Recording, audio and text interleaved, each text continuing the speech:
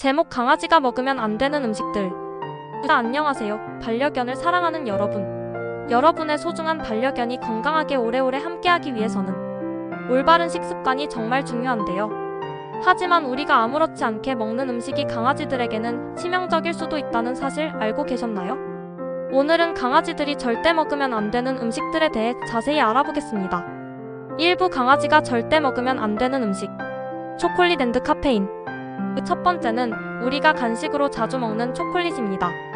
초콜릿에는 테오브로민이라는 성분이 들어있는데 이는 강아지의 신경계와 심장을 심각하게 자극할 수 있어요. 특히 다크 초콜릿이나 베이킹 초콜릿은 더 많은 테오브로민을 함유하고 있어서 더욱 위험하죠. 강아지가 초콜릿을 먹으면 구토, 설사, 심한 경우 발작까지 일어날 수 있습니다. 포도 앤드 건포도. 두 번째는 포도와 건포도입니다. 아니, 포도는 건강한 과일 아닌가? 라고 생각하실 수 있는데요. 강아지가 포도를 먹으면 심각한 심부전을 일으킬 수 있습니다. 연구에 따르면 포도의 독성 용량은 개체마다 차이가 있지만 극소량만 먹어도 신장이 망가질 수 있어요. 양파 앤드 마늘. 세 번째는 양파와 마늘입니다. 양파와 마늘은 적혈구를 파괴하여 강아지에게 빈혈을 유발할 수 있어요. 생양파뿐만 아니라 양파가 들어간 요리, 심지어는 양파가루도 위험합니다. 마늘 역시 같은 이유로 피해야 하죠. 만약 강아지가 양파를 먹었다면 12일 후 빈혈 증상이 나타날 수 있으니 꼭 병원을 방문해야 합니다. 아보카도. 네 번째는 건강식품으로 인기 있는 아보카도입니다. 아보카도에는 퍼신이라는 성분이 들어있는데 이 성분이 강아지에게 중독 증상을 일으킬 수 있어요.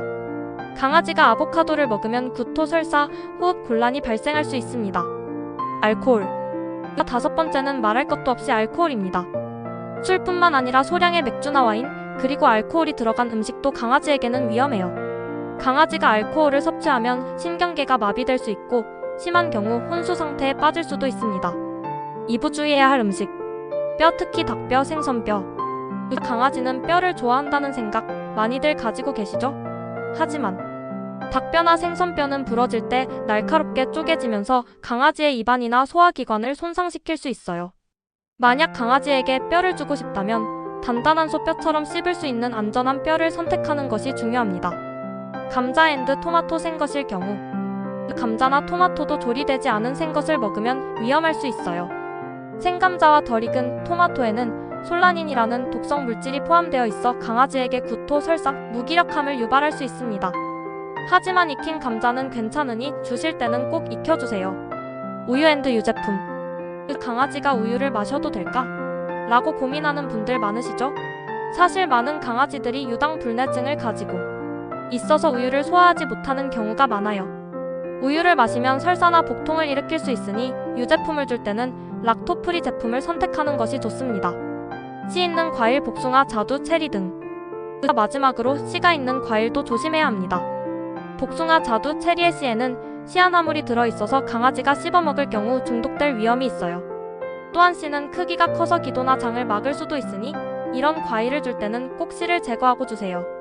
3부 강아지가 잘못 먹었을 때 대처법.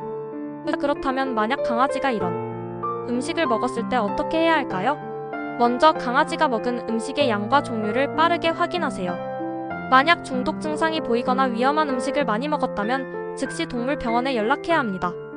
경우에 따라 수액치료나 위세척이 필요할 수도 있어요.